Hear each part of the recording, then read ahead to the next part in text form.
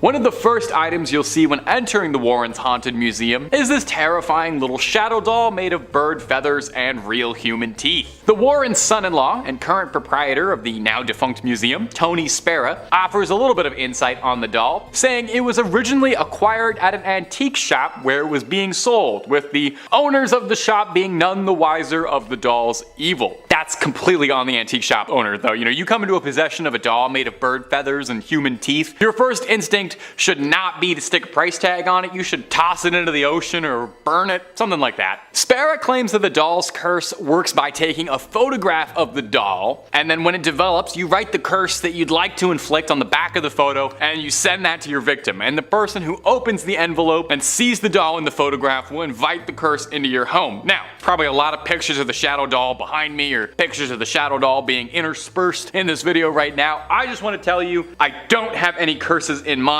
I didn't write any curses down. I don't have a negative thought inside my head, buddy. I barely have thoughts inside my head as is. If I would curse you with anything, I would curse you to always find loose change, always get texts back from your crush, and I'd curse you to always make the right amount of pasta. I'd only curse you good things. Now, the real question I have to ask about this scary shadow doll is, do you think it's jealous that it's not the most famous haunted doll in the Warrens Museum? I know I would probably have a very hard time sitting next to Annabelle all day. Everyone's coming to gawk and take photos at my movie star sister. Ugh, hard life. Nobody's gonna make any movies about me. No wonder that doll was cursing people. And if you're looking for more stories about cursed dolls, I've got lots and lots and lots and lots of those. And I've got lots of other scary things too. Aliens, ghouls, goblins, conspiracies, just about anything you can think up, I've done a video or two on it. So hit subscribe. Please make sure you hit that little bell as well. That means you get every one of the videos we make. But do that at the end of this video if you wouldn't mind, because I got 4 more crazy cursed objects coming up for you right about now. Number 4, cursed ballista balls. Like, the last couple years had everybody acting pretty strange. I think it was unprecedented times. Maybe you binged all of Tiger King in a day. Maybe you got really into making sourdough. Maybe you returned a cursed artifact you stole when you were a teenager. We all went through some personal development. In 2020, a source that chooses to remain anonymous returned an ancient artifact that they'd stolen as a teenager to the Israeli government. A Bronze Age ballista ball fired during the Great Jewish Revolt by the Romans. The thief swiped them as a teenager when visiting with a group of friends and went on to live a fairly normal life, a successful career, found a partner, sired some children. Throughout his entire life, he felt as if there was a weight over him, as if he had some invisible presence of guilt weighing down on him forever. And he said no matter how long it had been, or how much his life had moved past this childhood act of delinquency, his heart could never move on from it, and he felt as if he'd been cursed to forever bear the guilt of it. During the events of the last few years, he said it stirred in him this apocalyptic feeling that made him want to return the ballista balls in the hopes of finally clearing his conscience. Do you think at any point during all that fun stuff during the quarantine and everything, do you think he was ever worried that he might have accidentally done it by moving those ballista balls and that's why he had to put them back? Through Facebook, he ended up getting put towards the right channels within the government to return it. But you know what's really bizarre about this bizarre story? This isn't even the first time this has happened, because in 2015 an almost identical story played out. In 2015, 2 ballista balls were returned to Israeli authorities alongside a note stating, "I took these in 1995 from a residential quarter at the foot of the summit. They have brought me nothing but trouble. Please do not steal antiquities." Well, I've got to say it's a nice change of pace to hear about people trying to undo a curse before anything got too heated. And you know what? I like these stories. It's a very easy to follow message for those of us listening at home. Don't steal antiquities. Unless you're Indiana Jones, that should be some pretty easy advice to follow in your life. Number 3, the Crying Boy painting. Some of my favorite cursed objects are a good haunted painting. Maybe it's because I had a huge fondness for Ghostbusters 2 as a little guy, and it's got a haunted painting as the main bad guy of that movie. Maybe it's just because I'm very enticed by the uncanny valley of a pair of eyes that you can look at but can never look at you back. We'll probably mention that in therapy next time. Anyway, case in point, take a look at this painting, the Crying Crying Boy. Looks like a fairly normal painting, wouldn't look too out of place in your dentist's office. It's not really my kind of art, but I'm sure a generation of grannies loved to put this in the parlor. It's been the center of a series of strange coincidences that are just too darn odd to be true. It was painted by an Italian painter, one Giovanni Abramelin, and mass-produced as a print across the 50s, so everyone could enjoy this sad crying boy in the comfort of their own home until they would burn down. Because for some bizarre, possibly paranormal reason, firefighters around Essex, London would report that frequently, amidst smoldering ruins of a burned down house, repeatedly they would find the crying boy painting completely untouched by the flames, even when everything else had burned to ash. Now, this happens once, that's bizarre. 2, very strange. If this happens 3 times, you've got yourself an outright paranormal mystery on your hands. The British tabloid The Sun loved the story and was spreading stories of the cursed paintings like a house on fire. Too soon?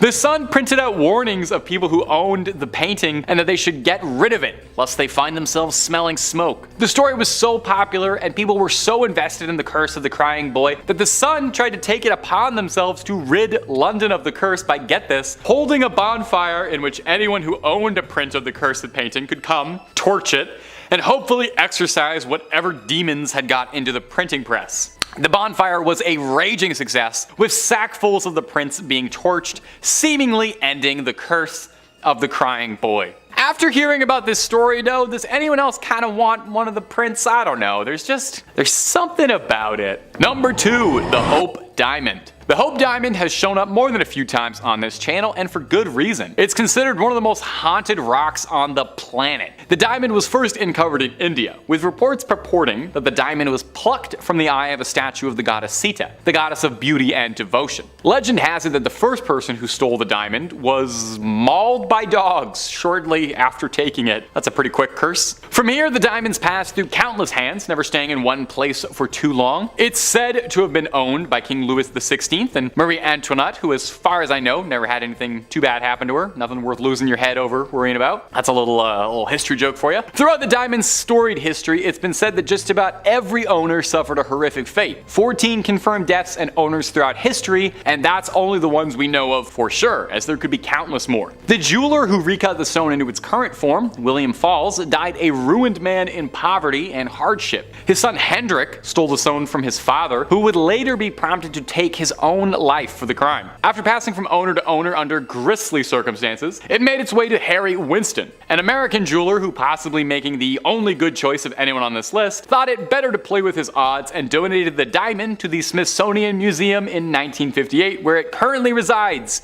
sealed away. The curators of the Smithsonian were thrilled to receive it and have said that they consider the gem a crown jewel, and that in all the time it's been in their watch, no one has suffered any ill effects. Maybe Indiana Jones was right. It belongs in a museum. That's too many Indiana jokes in one video. Too many Indiana jokes. I'm excited about the new one. I can't believe old Harrison Ford's coming back again for the millionth time. He's always coming back. Number 1, Robert the Doll. Every good list of cursed objects should definitely include one cursed doll. I know we had the Shadow Doll up there, but that was like a starter cursed doll. We got better ones. So that's why we're gonna finish up this list for today with a classic haunted doll. Dolls are just inherently a little bit scary when they're not being used for make-believe, and they're especially scary when they carry a series of unfortunate urban legends with them, like the case of Robert the Doll. Maybe you've even heard of Robert the Doll, maybe from this very own channel, maybe from this very own host, because I mentioned him in the first video that I ever did. It's all full circle. He's one of the more notable cursed dolls out there. If you're in the cursed doll community, you probably know him. Robert has been haunting for over a century. He used to be the property of one Robert Jean Otto, although he shared a name with the doll he preferred to be called Otto. Maybe because of the doll he wanted to be called Otto. Anyway, Otto received Robert as a boy from his grandfather, who obtained the doll through unknown means. Trying to trace wherever it came from has proven fruitless, as no toy company has ever been found to have produced it. Now, the young Otto loved Robert and had a very active imagination to a degree that would unsettle his parents. He would refer to the doll in first person and brought it everywhere with him, even dressed it in his own clothing. Otto would say that he would hear Robert talk to him and would see him move. Children who passed the homestead when walking by would say that they claimed that they saw Robert in the windows watching them. Otto would blame all these mishaps on Robert. Injuries, breaks, anything that happened, it was because Robert had told him to do it, or that Robert the doll had done it. And this behavior kind of understandably deeply worried Otto's parents. Otto kept Robert until the day of his death in 1974, where he then traveled from home to home, causing a path of misfortune wherever he went, until he eventually found himself in the Key West Art and Historical Society,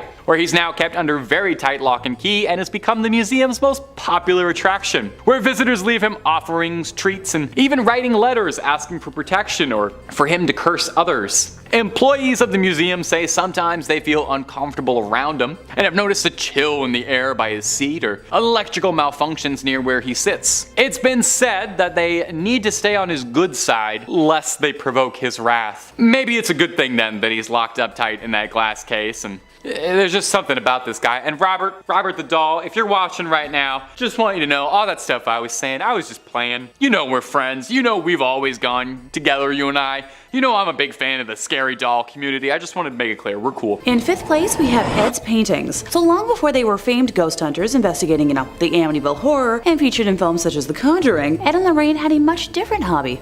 Painting. Actually, it was how the duo made a living. Ed Warren was a trained fine arts painter. The duo traveled all over the country to sell their paintings, and they also taught art classes.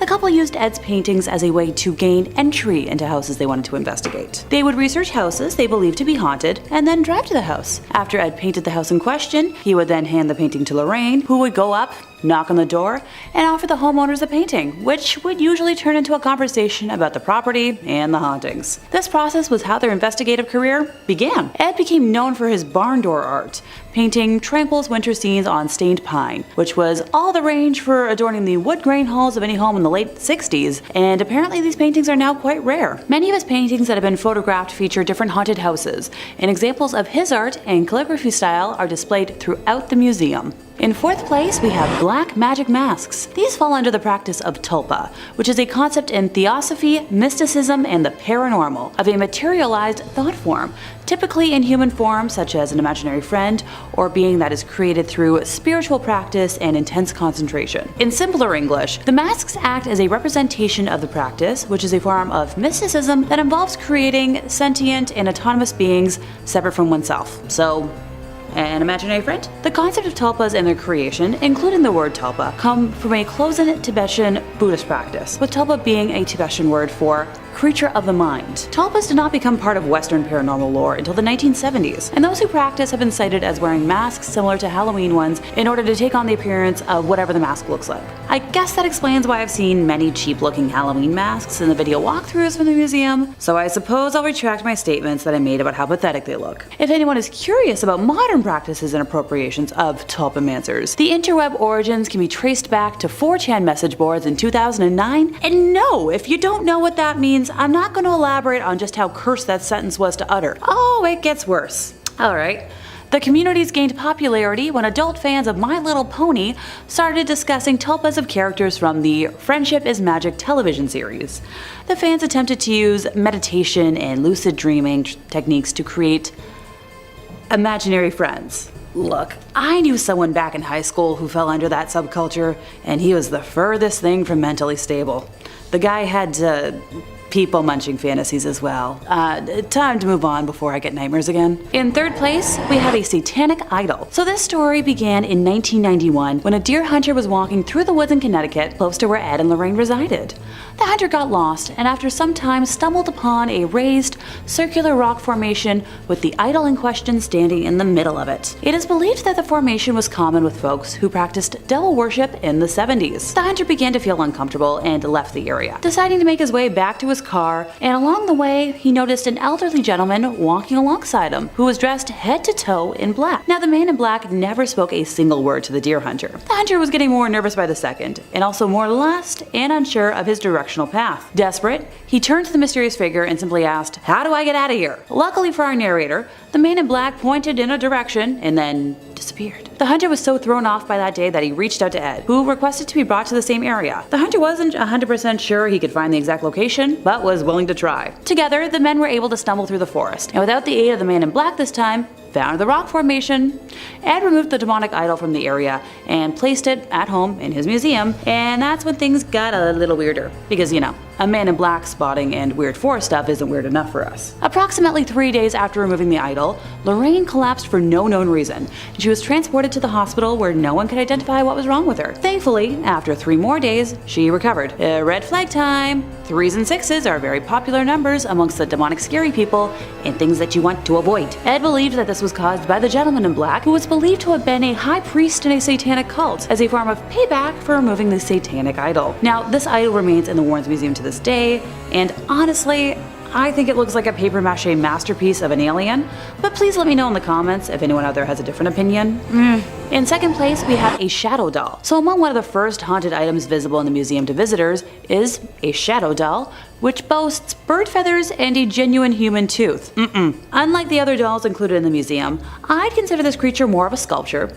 Ergo, why she made her way to my list today. Also, she's just overall terrifying to look at. I'm calling it now. She better join the TV universe soon. So a shadow doll is a statue or deity of sorts that is made specifically for harm and to be used at the center of curses. I happen to know the steps for the most common curse, and while I'll leave out a step for safety, yes, I promise I'll elaborate. So the caster would first need to take a picture of the doll, write a curse on the back of the photo, and then send it to whomever the curse is aimed for. The person who receives the picture with the curse will sadly invite that curse into their lives. I'm thinking, oh, totally forgot.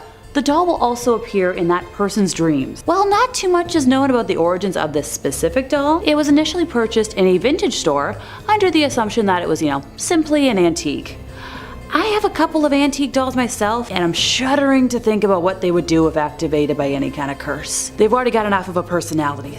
Thanks. In our first place, we have a copy of Crying Boy. So when Bob Smith was a young child in the 70s, he became fascinated by a painting in his grandmother's house. The painting was a cheap print of a well-known piece and was hung on the living room wall. The photo depicted a boy who was a similar age to Bob, and for some reason, looked sad and downcast, with tears brimming from his troubled eyes. A few years after the painting went up on the wall, there was a devastating kitchen fire in the house. While the kitchen was destroyed, the rest of the house was undamaged. The painting was eventually sold in a garage sale to Ed Warren himself. For years it puzzled Bob why his grandmother got rid of the painting, until he read a series of articles about a cursed painting. Yep, that painting was The Crying Boy. That's the title of the painting. The Crying Boy was one in a series of paintings by artist Giovanni Bragolin that was completed in the 1950s. The series depicted young, teary-eyed younglings. While it may seem strange to want an image of a weeping child on your wall, the pictures proved popular all over the world. For example, in the UK alone, over 50,000 copies were sold. The children represented were often poor and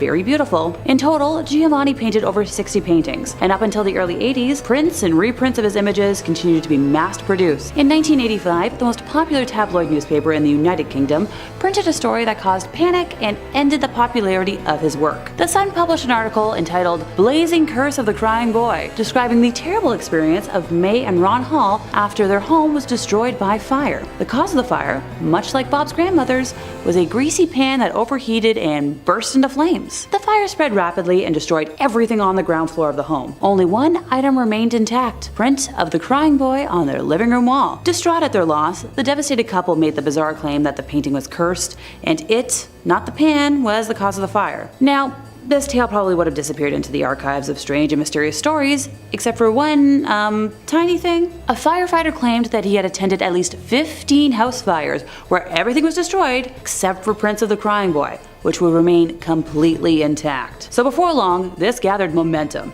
and a rash of fires all over the world were blamed on the cursed child, not to be confused with the play that's currently running of the same name. In subsequent articles, the Sun went on to claim that a woman had lost her house to a fire 6 months after buying the painting. 2 sisters had fires in their homes after buying a copy of the painting, when one sister even claimed to have seen her painting sway backwards and forwards on the wall while it was happening. A concerned woman on the Isle of Wight attempted to burn her painting without success, and then went on to suffer a run of very bad luck. A gentleman in Nottingham who possessed a print of the painting lost his home, and his family was injured. A pizza parlor got destroyed, including every painting on their walls, except for the crying boy. When the Sun reported that even rational firefighters refused to have a copy of this painting in their homes, the reputation of the crying boy was damned forever. In all these cases, and many more that were reported, paintings of the crying boy went unharmed. Eventually, there was an image of a crying child by any artist in a house that went on fire. Now, some folks claimed that they experienced bad luck if they attempted to destroy or even get rid of the paintings, while others were convinced that it was only a matter of time before disaster struck them. The Sun eventually offered the frightened public a solution. On Halloween night of 1985, hundreds of the paintings were collected together by the newspaper and burnt under the supervision of the fire brigade. So, why would this seemingly innocent series of paintings be cursed? Theories ranged from the little boy being from a Romani family who placed a curse on the artist, to others claiming that the subject of the painting had died in a fire and his spirit was trapped in the art. The most enduring story claims that the boy accidentally set fire to the studio of Giovanni Abramelin. Simply put, wherever the little orphan went, fires mysteriously followed, earning him the name Diablo or Devil. Number 5. The Book of the Sacred Magic of Abramelin the Mage. The Book of Abramelin, or more formally, the Book of the Sacred Magic of Abramelin the Mage, is a Jewish magic text that is thought to date back at some point in the 14th or 15th century. Now, it wasn't this initial publication that gave it such a notoriety. There wasn't really a lot of book reviewing going on back then. It was when it was upheld by the 19th and 20th century magicians who made up the Hermetic Order of the Golden Dawn, which kind of sounds like a fake bad guy from an RPG, but is a British secret society dedicated to the practice, research, and upholding of old occult magic ways. Can't be that secret though, because I'm talking about it. One of the founders of the Golden Dawn, one SLM Matters, created the first ever English translation of the book in the 1890s, drawing from a 17th century French translation. Mathers' translation became the definite magic text of the 19th century, eventually helping inspire Aleister Crowley, the legendary occultist and fixture of one of the best Ozzy Osbourne songs ever. There's all kinds of spells and magic inside the text. Some highlights include spells on how to conjure someone into a donkey, summon a monkey to do your bidding, how to bring forth spirits to fetch you goods. The key point in the text, however, is an epic multi-month ritual that, if performed correctly, will allow the sorcerer to commune with their guardian angel other half. The book posits that everyone's guardian angel is another part of their essence, a spiritual other. The ritual involves, I don't really know how to say this politely. You have to get blissfully intimate with the angel, and once this honeymoon period is over, the caster then has to summon up and conquer unredeemed spirits of the infernal regions of hell to conquer them, and then will be able to be master of the spirit domain. That all sounds pretty complicated though, honestly, so all things considered, maybe it's for the best that this one's locked away. I don't really need to mess with magic, that's above my pay grade, and I'm not looking to get too intimate with my significant other guardian angel anytime soon. But if you're looking for more true tales of terror, fake frightening fibs, cursed relics, ancient evils, ancient cryptids, aliens, conspiracies, ghouls, goblins, and way more of this guy, Top 5 Scary is the only place to be. So stay subscribed, make sure you hit that little bell so you don't miss a scream, and I know this is a big ask, do that at the end of this video, because I got 4 more cursed books coming for you right now. Number 4, the Codex Gigas. When it comes to cursed and demonic books, the Codex Gigas is one of the biggest ones around. Like, literally. Codex Gigas translates to giant book, which isn't a very scary name, but when you see the size of this behemoth, it starts to make a bit more sense. The thing is massive, 2 feet long. While giant oversized illuminated manuscripts were fairly common around this era, this one stood out for its immense size and also the impressively scary rumors surrounding the cursed text. It's occasionally been dubbed Satan's Bible due to the interesting legend behind its origin. Now, supposedly the story goes that a monk by the name of Herman the Recluse, which same, honestly. Anyway, Herman was condemned to death for heresy and was to be walled up alive and starved. In a desperate plea to save himself, Herman tried to convince the prior and the abbot that if he could pen a manuscript to honor God's glory and contained all of human knowledge and history in one night, that he could be let free. The abbot agreed, thinking that this was, of course, an impossible task. Well, he didn't know that Herman was the John Wick of penmanship, who wrote until midnight, wearing his fingertips down, and in a moment of desperation, made a prayer to Lucifer, and asked for his eternal soul in exchange for the book's completion in order to repent for his heresy. I totally get it, you know? I've done some pretty crazy things trying to write my script in time for a deadline too. I sold my soul earlier this week to get Top 5 UFOs in on time. I get it. Now, not poking any holes in your logic here though, Herman, but I will say maybe selling your soul to the devil is part of the reason you got into this mess, because that actually sounds a ton like heresy. A variation of the legend states that Herman worked for years on the manuscript, day and night, but still asked for the devil's assistance anyway, the lazy bastard. Anyway, the legend states that Satan signed the Bible with an illustration of himself. The ego on that guy. The book contains a birth of information. Like they said, it was supposed to be everything humanity had attained up to that point. Now these days, the Codex Gigas is preserved in the Natural Museum in Sweden, where you can admire the line work of Herman the Recluse and his ghost author, Satan. Number 3.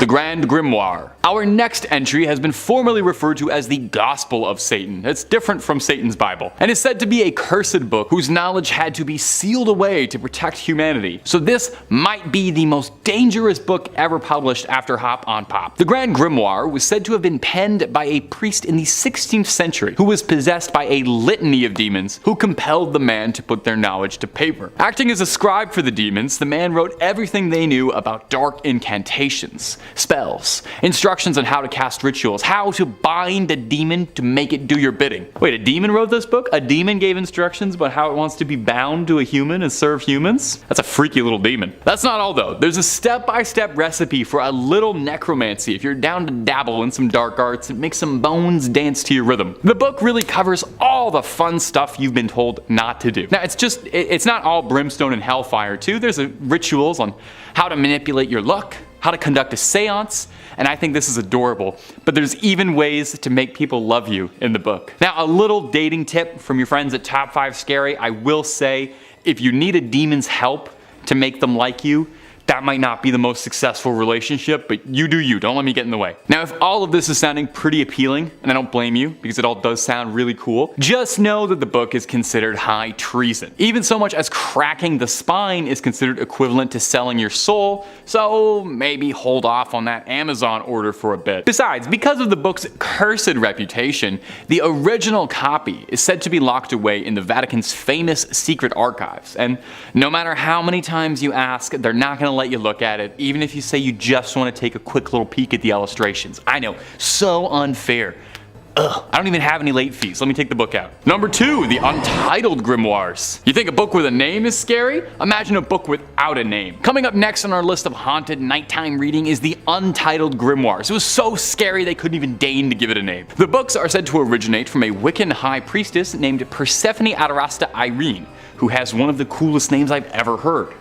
She recorded a book of her family's spiritual history. These manuscripts record Persephone's Wiccan history that she reworked all through her adult life. The first book contains around 250 pages of spells, incantations, curses, enchantments, and some information on gems, planets, rites, potions, and exorcisms. Basically anything and everything that a fledgling sorceress or warlock could ever possibly want. The second book is a little more light, the sequel's a bit of a letdown. It's just alchemy, chemistry, cures, perfumes, and tonics. Now the first book is believed to be the one to carry the curse, as Persephone's spells are believed in Wiccan culture to contain more power than most other records due to her embodiment of her own soul inside the book. They say all authors put a bit of soul in their work, and it seems as if the Wiccan high priestess took that a bit more literally than most of us do. These books would eventually find their way into the possession of one Alice Montserrat, a close working associate of Aleister Crowley, who you know from earlier in the video as one of the most famous practicers of the occult and lover of white horses. Montserrat left an inscription in the first page of the book, warning to all of those who open it, "To those not of the craft, the reading of this book is forbidden. Proceed no further, or justice will exact a swift and terrible retribution, and you will surely suffer at the hands of the craft." This was written in several languages to make sure it came across to just about anybody who opened the book. Now I'm kind of unclear on that. I don't know, some of the old words, the old English is kind of confusing me. Does that mean the book should be read like it's good? I don't know, not really getting that. And finally, coming in at our number 1 spot today on demonic dictionaries and evil literature is the infamous Lesser Key of Solomon. Make no mistake from the title, even though it's a Lesser Key of Solomon, it is not a lesser evil. It's an anonymously authored grimoire on demonology, so not written by Solomon. It's also known as Clavicula Salomonis Regis or Lemegeton, is a grimoire. It's a book of magic that gained significant prominence in occult literature. Now, the grimoire is attributed to King Solomon, the biblical figure renowned for his wisdom and mastery over supernatural forces. It's believed to have been compiled in the 17th century, though it draws upon earlier occult tradition and texts. The Lesser Key consists of several sections, or books, each focusing on a different aspect of magic and summoning. The most well-known is the Ars Goetia, which represents descriptions and instructions for evoking 72 demons or spirits, each with its own unique powers and abilities, kind of like Pokemon. These demons are said to be bound by King Solomon and can be summoned and controlled by skilled practitioners. Other sections of the Lesser Key of Solomon includes fan favorites like the Ars Theurgia Goetia, Ars Paulina, Ars Almadel, and Ars Notoria. These sections delve into topics such as angelic invocations, the use of talismans and amulets, and rituals for obtaining divine knowledge and wisdom. Now, the grimoire has had a profound influence on various occult and magical traditions, including ceremonial magic, demonology, and the practice of spirit conjuration. It's been studied and referenced by countless practitioners, scholars, and scary YouTubers throughout history. Now, goes without saying, this is a potentially dangerous text. The act of summoning and working with entities described in the grimoire is not for the faint of heart, and really should be saved for those with a bit of spiritual expertise under their wizard hat. In conclusion, significant grimoire, very, very scary. I'm probably going to leave it closed for now. Its influence and legacy have persisted through the centuries, captivating the curiosity of those seeking esoteric knowledge and supernatural power, or those who are just kind of curious about the whole thing. In 5th place, we have a cursed wallet. So this tale begins in October of 1972 when an officer at the United States Military Academy contacted the Warrens a day before they were scheduled to present a lecture to the cadets there, informing them that a curious security problem had arisen and, could they possibly help? Now, obviously they said yes, or else we wouldn't be talking right now. So the next day, at a little past 4 in the afternoon, they entered the gates of the academy and were escorted to the office of Major Donald Wilson. So the Major went on to explain how an unaccountable breach of security was occurring in the home of West Point's commanding general. Ed asked the Major if he knew the nature of the problem, to which the man replied that there was a ghost in the general's quarters. So the Warrens were soon escorted to meet the general and his wife, where they were directed into a sitting room, where the general explained that, while nothing macabre had happened, a number of curious incidents had occurred without any kind of explanation. So, some background: in the basement of that building there is a private study that at the time was kept locked and secure, but no matter how many times the bunk in there was made up, it was always found ripped apart later. Upstairs, ghosts had been seen flitting about the house. Oh, and personal belongings and other important articles were regularly found missing. The man emphasized not stolen, but just missing temporarily. Later, all these stolen items would be found upstairs, neatly laid out on the dresser in the general's bedroom. So he asked Ed if this could be, caused by a ghost, and Ed confirmed that it was indeed a possibility, and probably like a human ghosty and not a demonic spirit. Lorraine offered to walk throughout the home to try and, establish where the spirit might be present, while Ed and Major Wilson headed for the basement with the key to the downstairs study. As usual, the bunk was torn apart as though someone had been sleeping in it, while nothing else was disturbed. So while Lorraine did her walk through the house, she picked up impressions of the powerful individuals who had spent time in the home in many, many years over the years, but hardly any sense of a mischievous spirit. She offered to enter a trance state later that evening, after the presentation, to attempt to contact the spirit, and the group, was like, alright, you do you, let's try this. So much later that night, after the events of the day, the group made its way upstairs to the MacArthur bedroom. All lights were turned off but one, and Lorraine closed her eyes. She described seeing a black man wearing a dark uniform with no markings, who was overtaken with a sense of fear, guilt, and lack of acceptance. He told her that he'd been accused of killing, and his cell was in the basement, but the army had exonerated him of that crime. He was very sorry, and could not hold his sorrow any longer. He told her that his name was Greer, and spelled it out clearly for Lorraine, and she was able to convince him to pass over into the light. So after she exited her trance, Lorraine gave a complete description of the man and said at the end that he had simply vanished, and mentioned that he had left his wallet in that downstairs bunker. So the general is adamant that based on the uniform Lorraine had described, no black men had served at West Point during that time. But, he mentioned he would look into it and thank the Warrens for their time. Goodbye, alright, sure. A few weeks later though, Ed and Lorraine received a phone call from the general. It was discovered that a black man, a porter by the name of, Greer, had served there. So he had been assigned to the Thayer mansion in the early 19th century, and he'd been accused of committing death, but the army did exonerate him of it. His records had been out of order, and he would now be officially filed as deceased. Also, the walls in the bunker had been renovated, and the wallet was finally found. What do you know? The army offered to mail it to the Warrens just to be safe, and it has stayed in their museum ever since. In fourth place, we have the Snedeker family rosary beads. And as you might expect, this true story begins in the witching hour, in the wee small hours of the morning. You know, because if rosary beads aren't scary enough. One night, very late at night, Ed and Lorraine were contacted by this family who had just moved into a house on Meriden Avenue in Southington. Specifically, the mother of the family unit and a niece who came to stay with the family were on the phone. And, so originally what they found and bought was a big and seemingly welcoming home. But what they didn't know when they bought it was that it was a former funeral home. Oh, and fun fact, the morticians at the funeral home were allegedly involved in necrophilia, or performing sex acts with corpses. And what used to be the showroom for the coffins was now where the younglings were. And just down the hall from that was the place where the bodies were prepared for viewing. Yeah, not grim at all. So the boys were the first to start talking about things they had seen and experienced, saying they were absolutely terrified, and the parents, chastised them at first for it, but the boys were so scared they started sleeping on the floor in the living room. Among the sounds they would hear were the sound of chains pulling the coffins upstairs, and there were no more coffins in the house. So the woman who called the Warrens were terrified, with the niece in a small bedroom in the back of the house, and the covers on her bed were levitating around her like there was a fan blowing them around. Lorraine said while the mother was on the phone with her, even more bizarre events started happening. So remember those rosary beads? Yeah, she had them in her hand, and while she was speaking, the beads were actually being pulled apart and falling to the floor. Lorraine and Ed went over the next morning with the family's parish priest, and a blessing of the house seemed to do absolutely nothing to calm things down. And that's when the Warrens decided to call the bishop's office. So the church eventually sent an exorcist, which seemed to sort of do the trick, but not before one last hurrah from whatever the heck was believed to be haunting the house, because demons don't like to give up without a fight. There was this huge tree in front of the house, and half the tree, with no wind, broke off and fell on the property. The family moved the heck out of Dodge a short time later, and Ed and Lorraine kept the rosary beads that had been pulled apart, because if a demonic spirit can touch a Catholic relic, that means it's been infested with something absolutely awful, and they didn't want to risk the beads spreading throughout the world and causing even more damage. Yeah, that makes sense.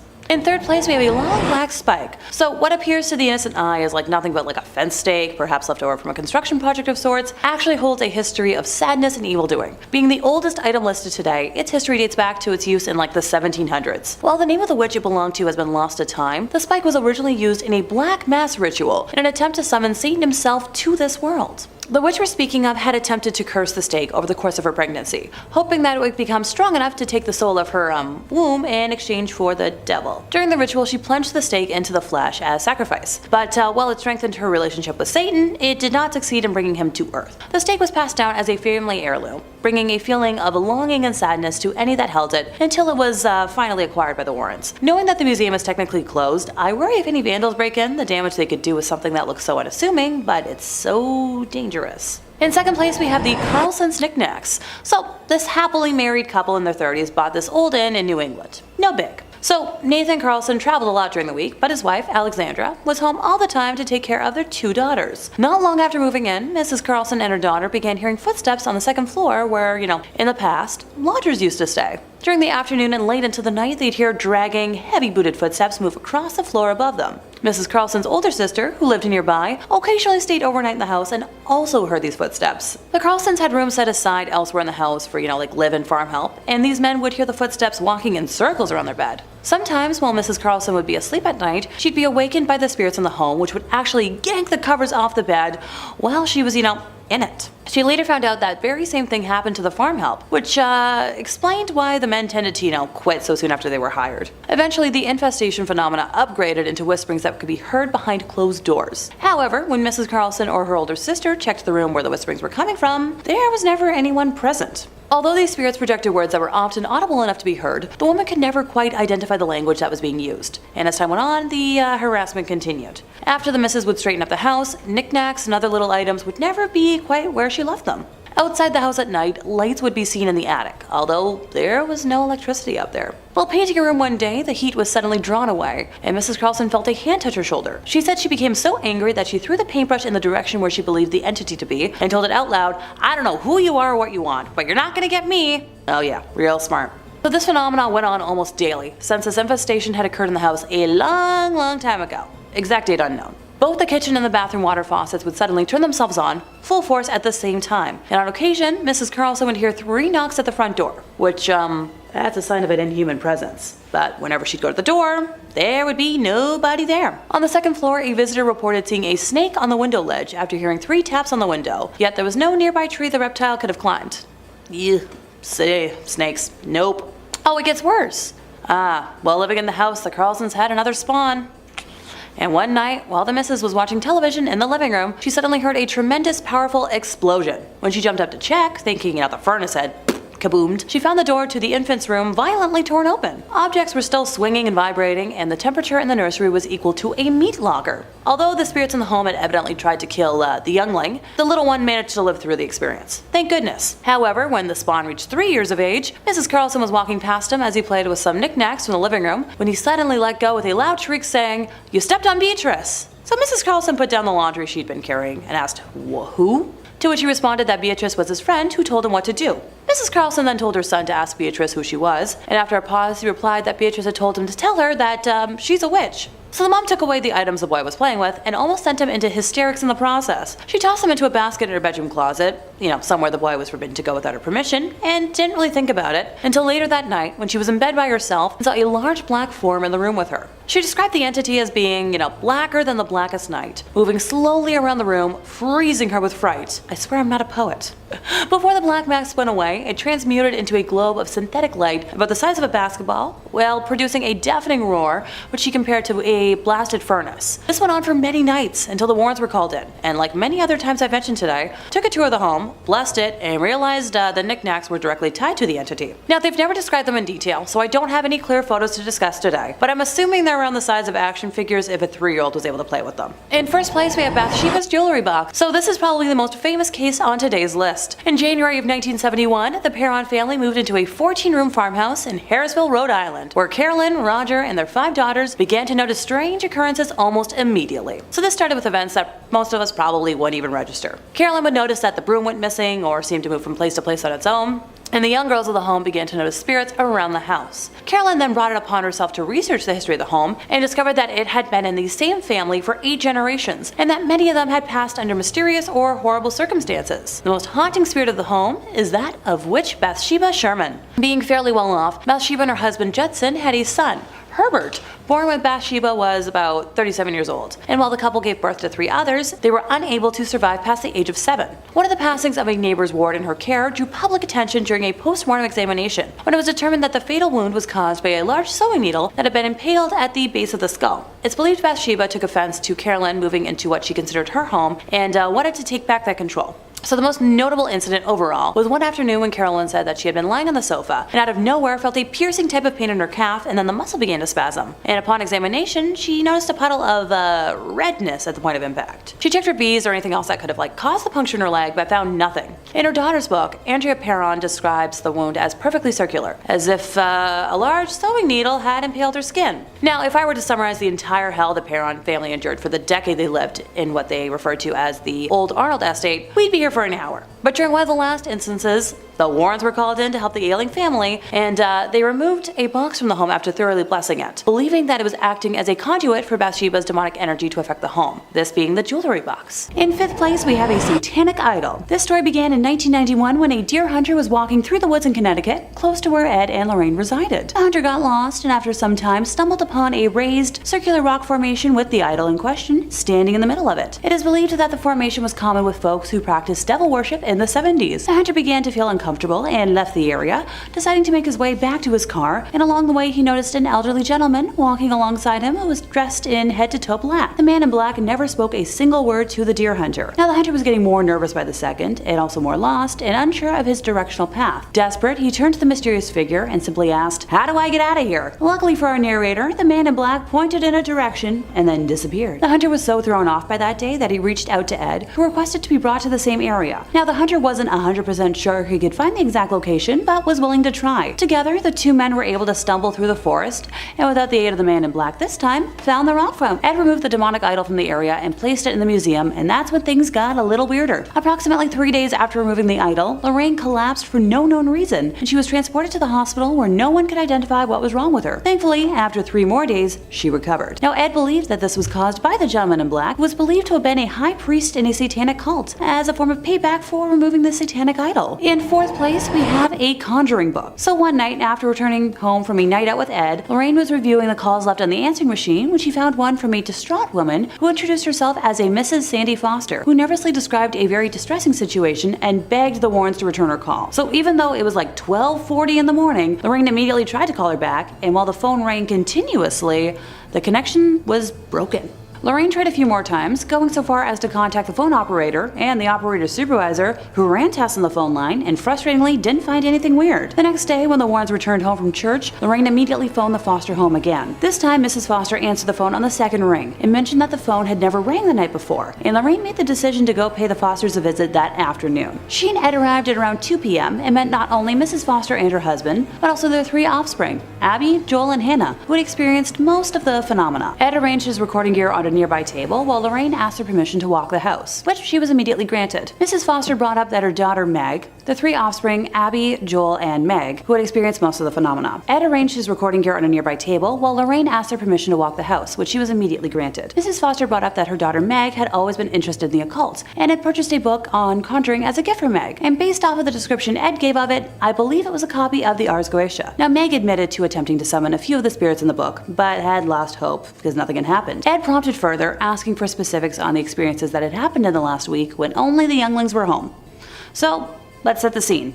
The boys were already in bed, and Meg had just taken a shower. After going downstairs to make sure the doors were locked and, the lights were off, Meg returned upstairs to the sounds of running water, and the faucets had turned back on without any human's touch. Now downstairs, the lights and the radio had turned back on as well. Meg went downstairs and watched the radio dial moving on its own. After turning it off again, she got halfway up the stairs when she felt an icy cold hand touch her on the shoulder, just for a second in the dark. Now Meg bolted up the rest of the stairs, into her room, shut the door, turned off the lights, and hid under her covers. Outside the door, sounds of heavy footsteps caused her to suddenly shake under her covers. And then, more noises joined in with the mysterious steps. A door downstairs slammed shut, accompanied by furniture being pushed around and crashing, almost as if an angry person had broken into remodel. When Meg was able to open her eyes again, she saw a silver light come out of the woods and glide into her room. The next thing she knew, some hand yanked her hair 3 times. Each time it pulled harder, until the 3rd time it made her eyes water. Now, she ran into her brother's room for safety, and he confirmed that he was also terrified by hearing the assorted unknown noises, accompanied by loud whispering he could not make out. The duo eventually gathered enough courage to call their parents at the home they were at, but by the time the adults returned, all of the paranormal action had paused, and they were convinced the offspring were making it up. On the second occasion, everything that happened was almost the same as the first, but this time they involved the family dog, who was snarling at something that no one could see. Now, Joel remembered it as strange because the dog was deaf and could barely hear noise. So when the Wards were hiding in a bedroom on this occasion, instead of a silver figure, they saw a dark purplish cloud that they were unable to look at directly. So Lorraine at this point had returned and reported that she had experienced an inhuman presence throughout the home, and asked Meg if she possessed,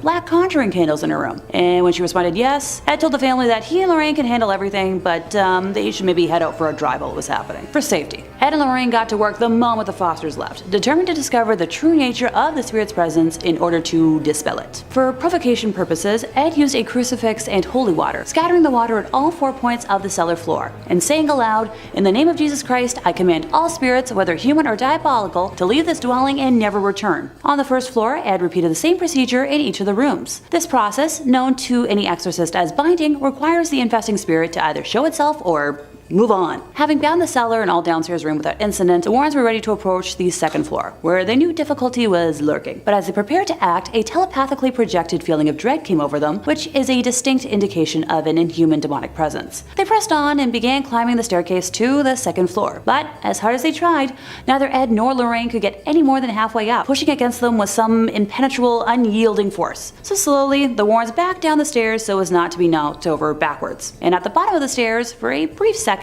diabolical laughter rang out. So, annoyed, Ed threw more holy water on the stairs, which caused the pressure to diminish enough to let them reach the top. They were able to bind almost all the rooms without incident, saving Meg's for last. Ed swung the door wide open, and he and Lorraine immediately felt the need to take a step back from the horrible sense of misery emanating from the room. With a steely composure, Ed walked into the room, cross in hand. Though no physical presence was there to be seen, the bedroom was freezing cold. One last time, Ed threw holy water in all 4 corners of the room, commanding, "Give us some sign of departure or an exorcism will be conducted here this very day. Almost instantly, the morbid sense of misery began to drain away, and the temperature in the room gradually returned to normal. So Meg's bedroom did contain those black conjuring candles, occult vestments, and books containing the rites for rituals of all sorts. Ed placed the items in the gal's trash basket, set them out in the hallway, and then sealed the room by reading a prescribed prayer of sanctification. He brought them back to his home for safekeeping, and that's one copy of the Ars Goetia I have no need to read. Thank you. See? I've told y'all, don't summon beings! In third place, we have a shadow doll. Among one of the first haunted items visible to those who visit the Warren Occult Museum is a shadow doll, which boasts bird feathers and a genuine human tooth, and she's just overall terrifying to look at. I'm calling it now,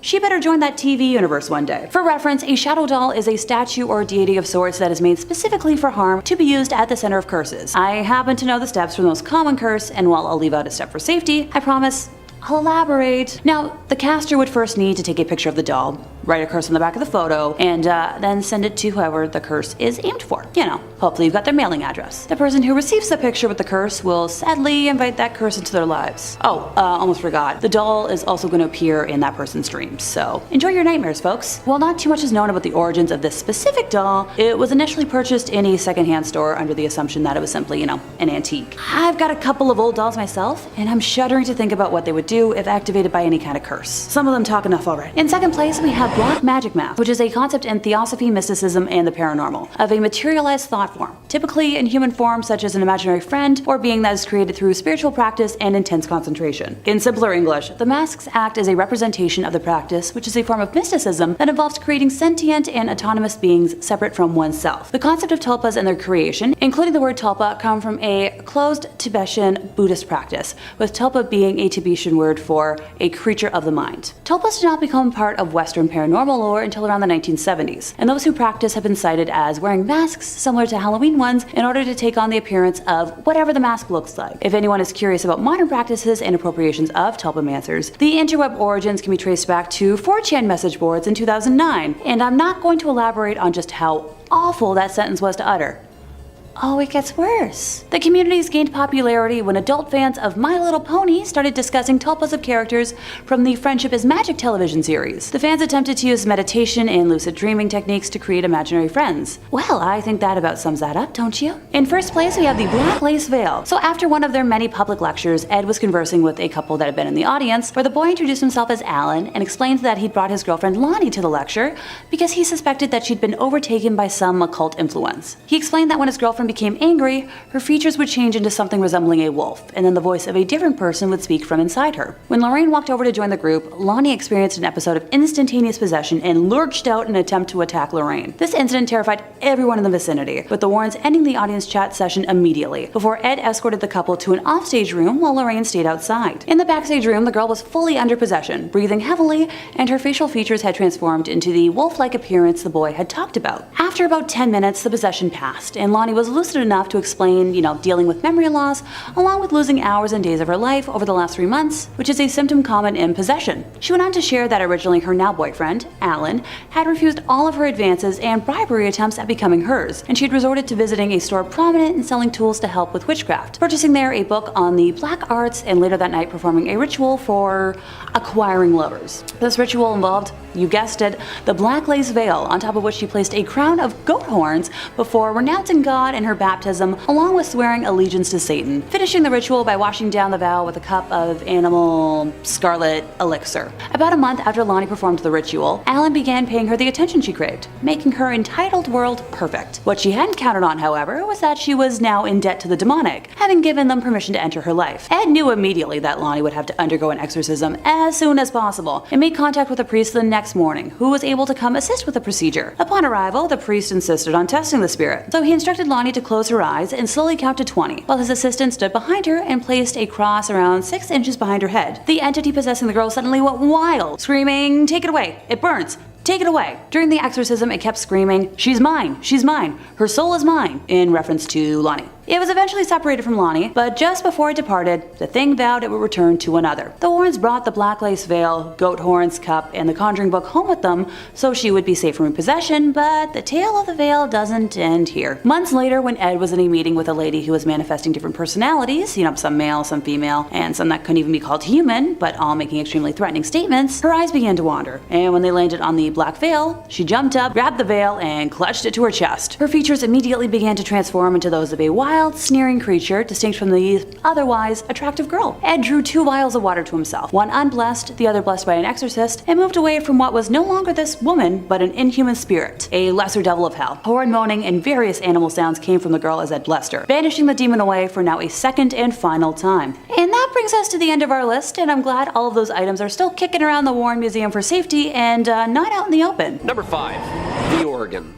Music is the basis of like every good horror movie, isn't it? Music playing from the other room by itself? Yeah, that scares the shit out of me. When I forget my Bluetooth is on and I hear the music from the other room, my heart skips a beat. And there's some Shakespeare sonnets on there, so it sounds like some dudes in the other room just talking to me in Old English. Well, there's actually an instrument that plays by itself, apparently, every night around 9 p.m.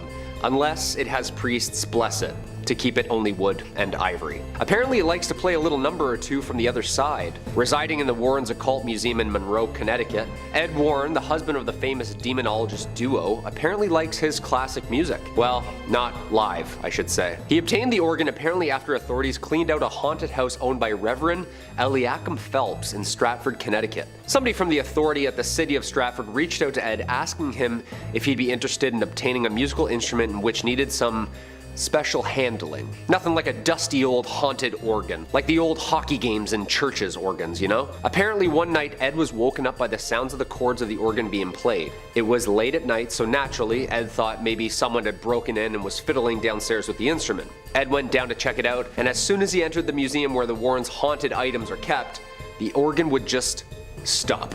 Yeah, creepy. And also annoying. Like, why do ghosts always do that? It's so trickster of them, This would happen over and over and over again.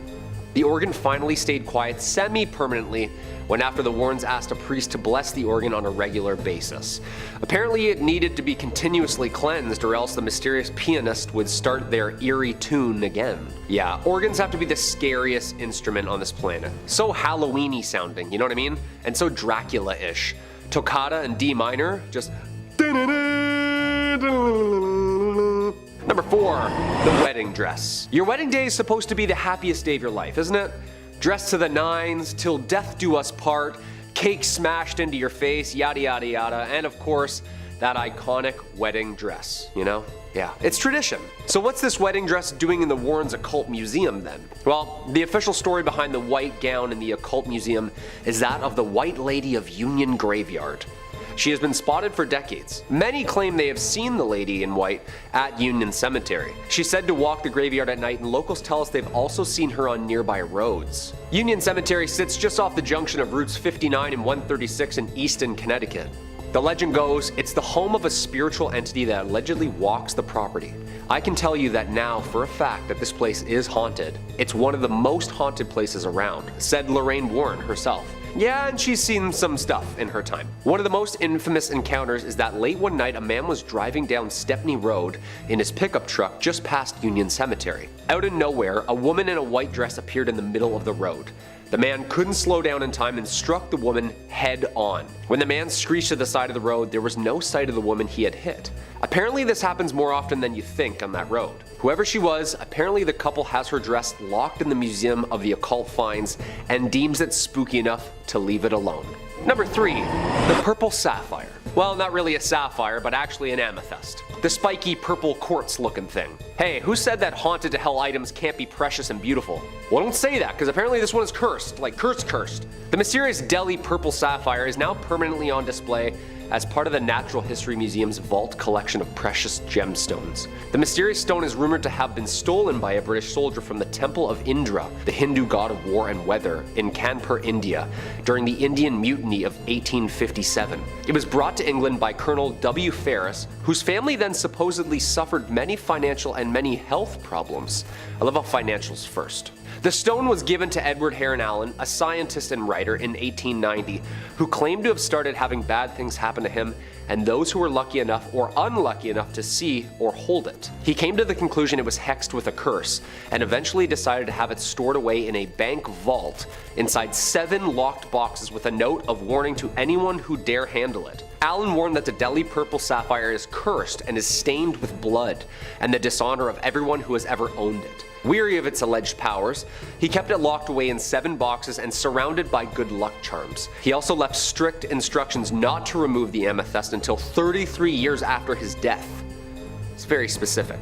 Heron Allen's own daughter was forbidden under every circumstance to even touch or handle the stone, which, half a year after her father's death, she donated the amethyst to the Natural History Museum where it's on display today. Okay, so his own daughter donated this thing. She didn't even want it. That's a little spooky. Now, I mean, he was a writer, and writers can exaggerate sometimes, but not giving it to his own daughter and her not wanting it at all after his death? That sounds a little bizarre to me. Number 2, the haunted book. Okay, so sometimes we all find spooky doodles from the past we drew as kids. Finding old spooky pictures or letters written, that can be fun and great for scary stories. Apparently I drew aliens a lot. Yeah, who'd have thought? This next item holds more than just letters though. It holds power.